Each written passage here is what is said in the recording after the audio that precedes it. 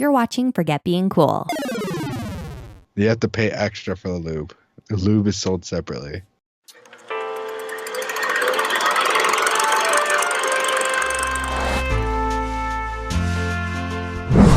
Hi, Jeff. How's it going? It's good. Good. You got all quiet there for a second. No one will know that because I'll fix it later. Hi, Jeff. Hi, Dave. How's it going? What? Every time I say hi, Jeff, you get really quiet. It goes, hi, Dave. And how you doing? Hi, Dave. Hi, Jeff. We watched a movie. Yeah, we did watch a movie. It was off our 100 bucket list movies as a poster. We're scratching them off. I don't know if people figured this out. So if you guys want to see our upcoming movies, they're over for forgetbeingcool.com and the Film Impact page. I don't feel like I say that enough. People seem to be confused. Mm-hmm. Anyway, Jeff. Yes. Speaking of the end of the world and the imminent death of everybody coming to us, we watched WALL-E this week. We did watch WALL-E, where by and large owned the whole Earth, apparently. By and large. Your future is with us, right? That's their thing? Anyway, Jeff, how'd you watch this? Because I just gave him the Disney tax and I just bought it on Amazon. Like I do most of these. I watched it online. Okay.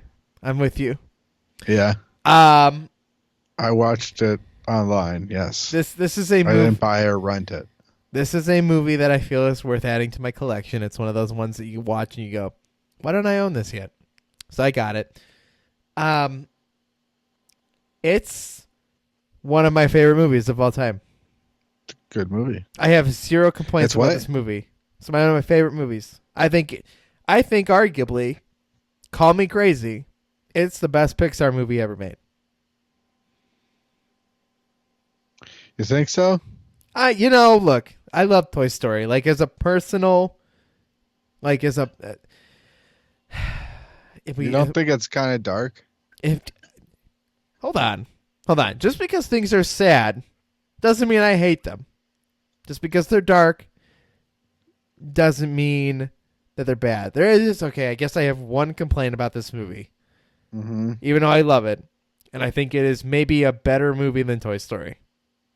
Critically, not personally. Those are two very different things. I can rate movies on my emotions and based on how good they are. The only problem I have with this movie, Jeff, is the autopilot. Why do you have a problem with him? We added a villain when the movie did not need a villain. The movie did need a villain. No, it did not. Because then what would happen to the plant? It would go missing, and they need to find it, and it goes missing again. Yeah, they need but to it would find make it. no sense. How would they justify it going missing? I don't know. It just feels like the wheel turns evil because we need something to be evil about this. He doesn't turn evil. He's ordered to not let them go back to Earth. I feel like they need to justify that better. It was Space Odyssey, but for children. Okay. Autopilot was HAL 9000. Okay. I mean, I just want it to be more clear. It's a Disney villain problem. It crosses the Marvel thing too. Is his motivations, Otto's motivations, are not clear. It's the same problem with Ultron in Age of Ultron, Jeff. Right? He believes that peace in our time means getting rid of the Avengers, but for some reason that means crashing a comet the size of that country down to Wakanda, not Wakanda, raising up whatever country it is, because I can't, Sokovia, right? And smashing into the earth to destroy the earth, versus the autopilot in this believes that the only way to save all the people is to never let them go home. No, he doesn't believe that. He was told to not let them go home by the by and large CEO. Secret orders. Secret orders, yet with no override from the captain, and really the entire protocol. The protocol. The CEO of by and large supersedes the captain. But the protocol for going home was once the plant proved that the Earth was sustainable, they needed to go home. The point was they couldn't go home 5 years like they had planned. Like 5 years after they had taken off, they could not go home then. What I don't understand is that those protocols were put into place to say they couldn't go home basically no matter what. I don't know. It just feels like the wheel feels a little too evil versus just this is actually basically a computer error. Mm-hmm. I'm sorry, I can't open the doors. Right? And do you notice in all the pictures of the captain, like, the past pictures of captain, autopilot is closer and closer in each picture? Right. And is that because they're fatter? No. It's weird that those things are it makes the wheel evil instead of just doing what it's ordered to do. It's doing what it is ordered to do, to not let them return to Earth under any means necessary. Yeah. That's what it's ordered to do. I love that Pixar can make me fall in love with two robots falling in love. Right? Yeah. Yeah, that's true. Wally is Wally the last Wally on Earth? That's never really explained. I kind of feel like he is. There's a lot of corpses, all their Wallys. Yeah. Oh, right here it says in the plot, of the robotic trash compactors left by BNL to clean up, only one remains. Oh, really? Man, he's been doing a lot. That's really kind of sad. Yeah. But now they have personalities, and what's interesting about that is Pixar has personified human emotions onto robots. Yeah. Do those robots have feelings, Jeff? Because why do they have feelings? Why would by and large give them feelings? Well, how has Wally been on the Earth for 700 years and have never seen one of those probes before? I don't think he is not 700 years. I don't think he's never seen them before. He acted like he did. You're right. He's never seen a laser pointer before. You're right. How they work. You're right. 700 years, and you tell me not one ship has landed on that side of Earth? Do you think it's possible that they had robots to build more Wallys that also broke down? Therefore, that Wally has not actually been there for 700 years making garbage cubes.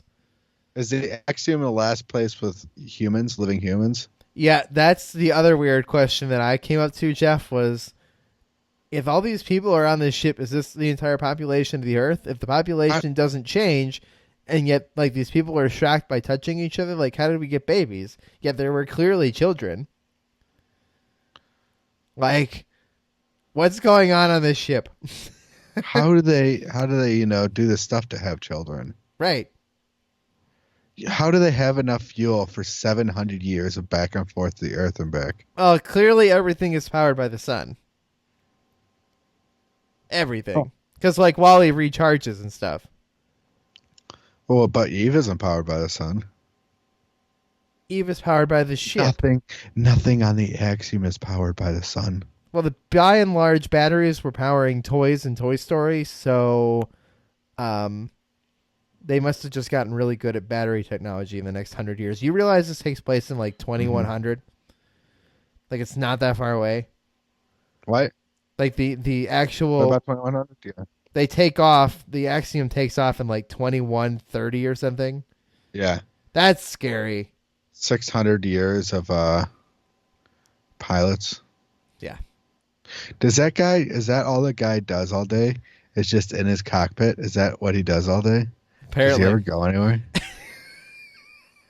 I love that we're just asking questions. You guys should just answer these in the comments. Let me ask you a gosh darn question, Dave. Okay, I'm ready. All those people have displays in front of them, right? Mm-hmm. And they're transparent. Do they just not notice what's beyond that screen? It's a transparent screen. It's like a window with stuff on it. I notice what's behind there. They're just so, used to their lunch in a cup.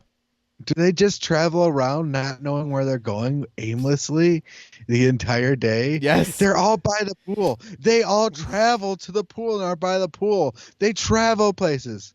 Yes, but they don't know where anything what it is. They didn't know they had a pool. That's like if you had a really large house and you walk to this one thing in the house on your phone and you're just still on your phone and then you walk back.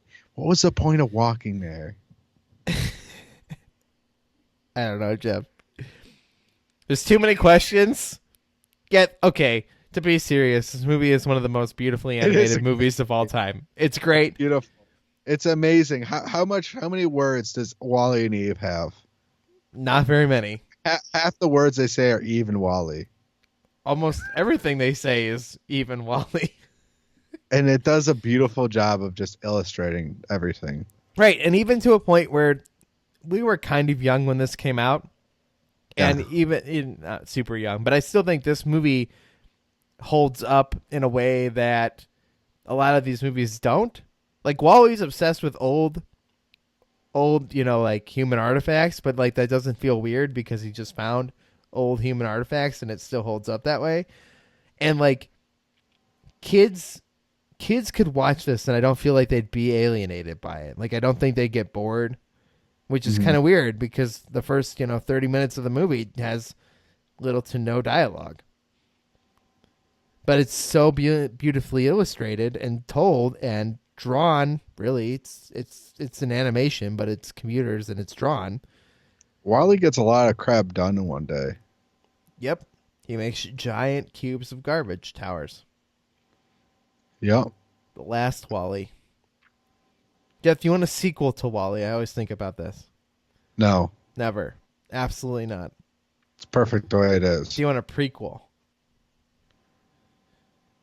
Yeah, Toy Story already exists, though. I want Axiom Academy. Axiom Academy.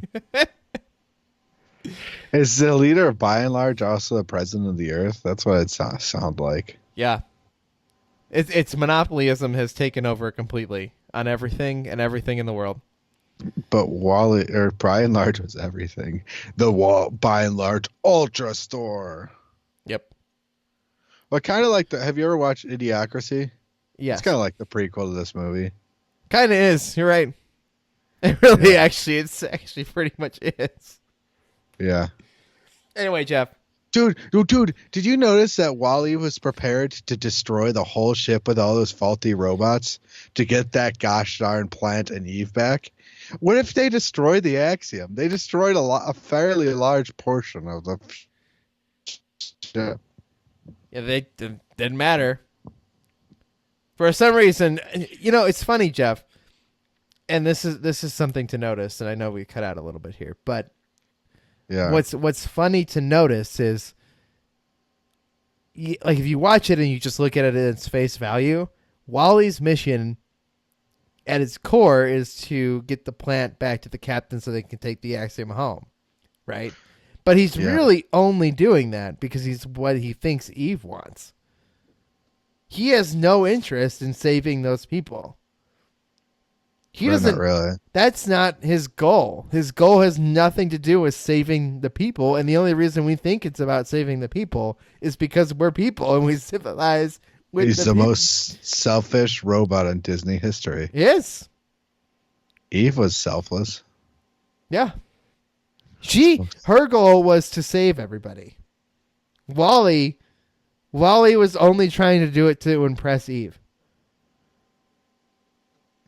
He sure impressed Eve. Yeah, he did his job.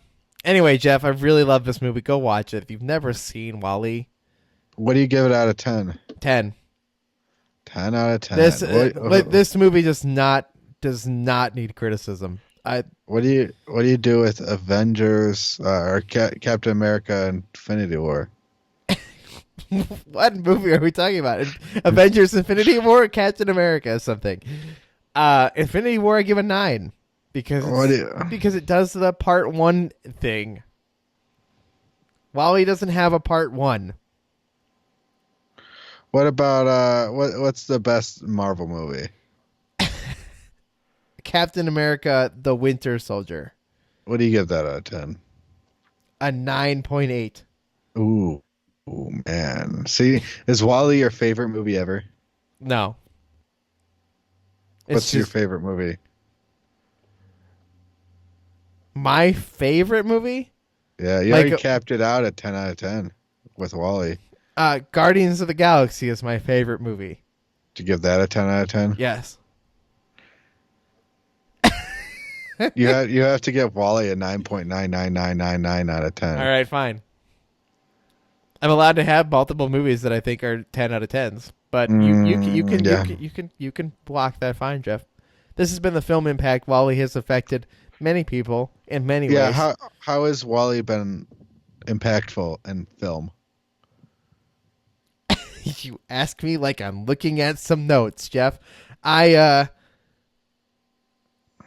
doesn't. I don't know if it did anything that it meant to do. Right? Like it kind of had a message about, protecting the planet and thinking about garbage and thinking about what we're doing as a society. Right? Like those themes were part of this movie. Right? About like obesity, even like there's a lot of like metaphor and symbolism and care put into the thoughts of what this is going to do and what message this says. But even though this movie came out in what, 2008? 8. Like, I don't think it's had any lasting impact. I think the biggest impact is showing that, except for showing that you can convey so much story in two main characters with so few words. It's so far removed from the silent film genre, and it's basically showing that you can still have an impactful movie, that you don't need to have a large script in order to make it impactful. Couldn't have said it better myself. Jeff, thank you for watching this movie with me, guys. We'll see you next week for another impactful film. Of course, if you guys want to see what we're going to watch, the reason we don't say it here, we don't tell you what the next movie is, because we want you to go over to forgetbeingcool.com. Also, we don't even know what the next movie is yet. We just picked them when this ends. Next movie is going to be Trolls 2. No, it's not. Guys, check out Forget Being Cool. The Film Impact page shows you all the upcoming movies and the movies we've watched and all the episodes, and all that stuff is over there. It's really easy. Forgetbeingcool.com. Click on the Film Impact button. We'll see you guys next week for another movie. I'm Dave Moore. That's Jeff Daly. For more great discussions, hit that subscribe button or visit forgetbeingcool.com.